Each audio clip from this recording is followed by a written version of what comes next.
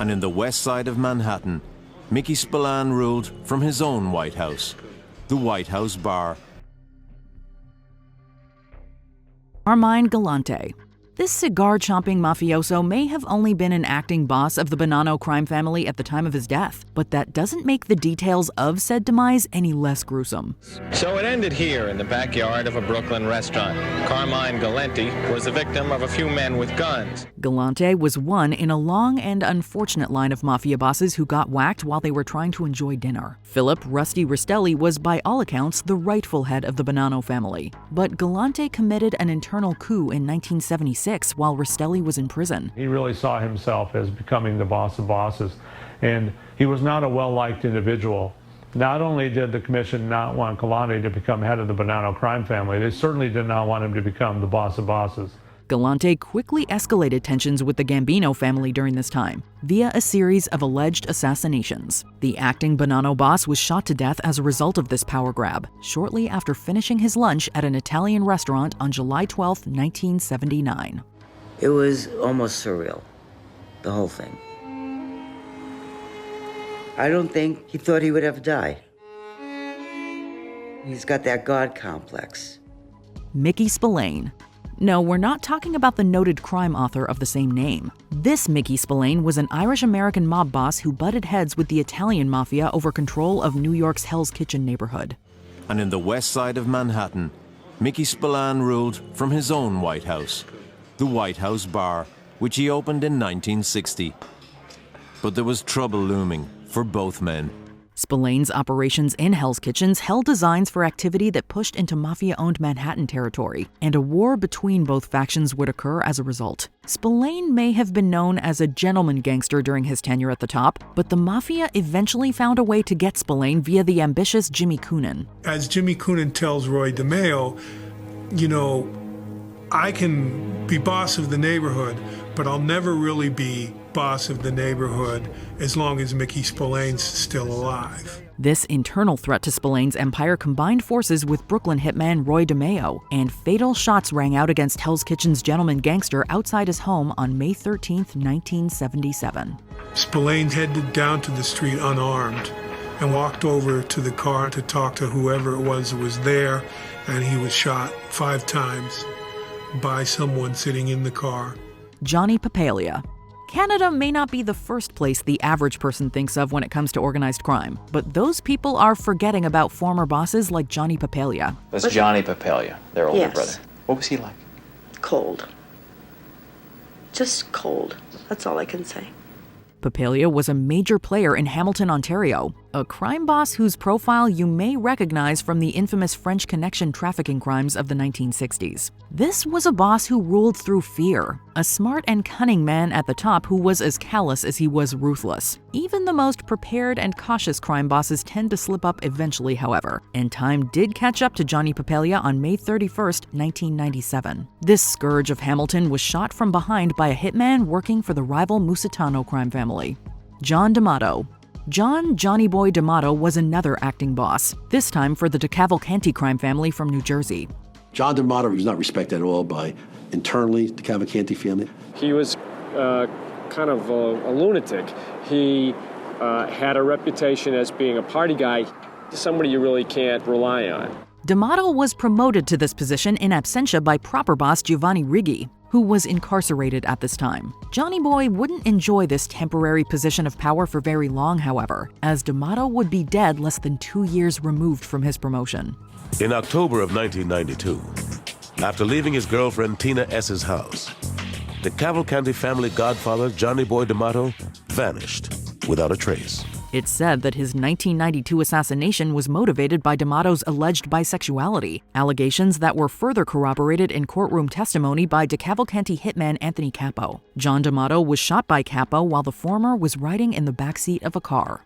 They drive him towards a section of Brooklyn called Mill Basin, and while he's in the car, Anthony Capo turns around and shoots him in the head. The body was never found. Angelo Bruno. Angelo Bruno was another mafia boss whose reputation tended to eschew the organization's rough-and-tumble reputation for violence. To the authorities, he portrays himself as a quiet tobacco salesman. But in reality, He makes millions from illicit gambling rackets. However, this reputation did not save the gentle Don from sustaining fatal shotgun wounds while sitting in his car on March 21, 1980. Bruno lives in the heart of the city's Italian-American community.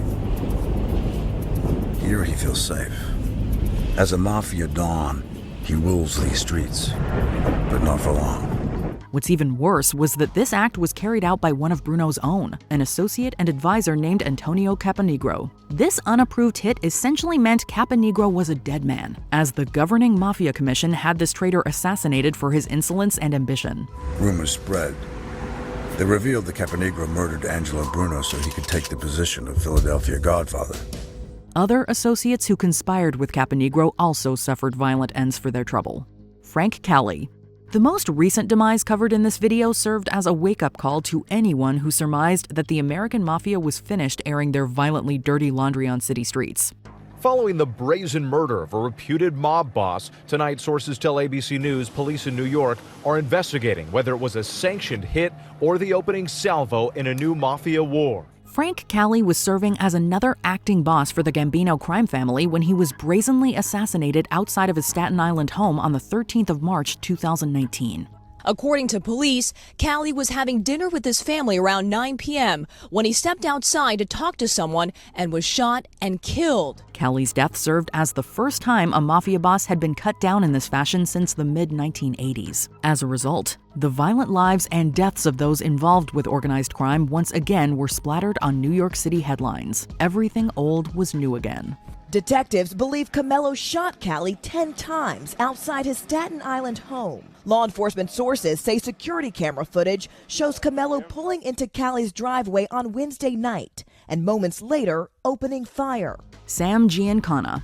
If the adage, "the enemy of my enemy is my friend," holds any water, then perhaps it could explain why the CIA enlisted the help of mafia boss Sam Giancana when they were attempting to assassinate former Cuban leader Fidel Castro. The CIA had invited him to take part in a bizarre plot to murder Fidel Castro.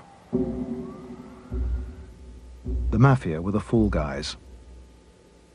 If the operation was discovered, they, not the government, would take the blame. Additionally, it was shortly before Giancana was due to speak before the U.S. Senate in 1975 on alleged agency overreach when the mob boss was gunned down in his home. In 1975, he was called before a Senate committee investigating the CIA plot to kill Castro. The night of June the 19th, 2 escorts had just arrived in Chicago to take him safely to Washington. The uncorroborated story alleges that Giancana was cooking sausage and peppers when he was shot by a hitman, but what is known is that the boss's body was found on the floor of his basement kitchen. Like so many who live in a world of secrets, Giancana perhaps in the end understood less about the world than he thought he did. Albert Anastasia. This history of the modern American mafia can be traced back in part to ruthless individuals like Albert Anastasia. Albert Anastasia was the perfect model. Within the mafia, Anastasia was recognized as a ruthless, unflinching killer. This Mad Hatter was a killer and a boss from the original Murder Incorporated who would rise in power to head the Gambino crime family. Hits are no longer personal vendettas. They are business. Luciano imposes strict rules that govern how Anastasia and Murder Incorporated should operate. It's unclear today who was responsible for slaying Anastasia while he was sitting in a barber's chair, nor has any one family taken full responsibility for the hit. Albert Anastasia is laid to rest. As a testament to his brutal character, only a handful of mourners attend his funeral. Rumors abound, however. Was it ordered from the Patriarca family over in Rhode Island? Internal dissenters from the Gambinos? No one's really sure, and dead men tell no tales. Bugsy Siegel. The name Bugsy Siegel is one that's recognized even by those without a passing interest in the history of organized crime. Bugsy used his charm and millions of dollars from the Mafia on the gamble of a lifetime. That's because it was men like Siegel whose big dreams, and even bigger plans, helped turn the city of Las Vegas into the sinner's paradise it is today. According to legend, Bugsy saw an oasis in the desert with bright lights, luxurious accommodations, and gaming tables.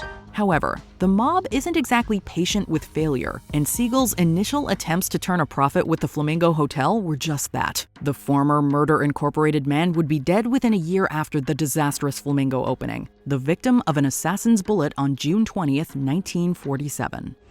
When a man crept up through the shrubbery against the window. Somebody put a carbine on the trestle outside the living room. 9 shots ripped through the silence. Paul Castellano. Remember how we mentioned that Frank Cali's murder was the first NYC boss slaying since the 80s? Well, it was the murder of Paul Castellano that served as the infamous precursor to that modern fatality.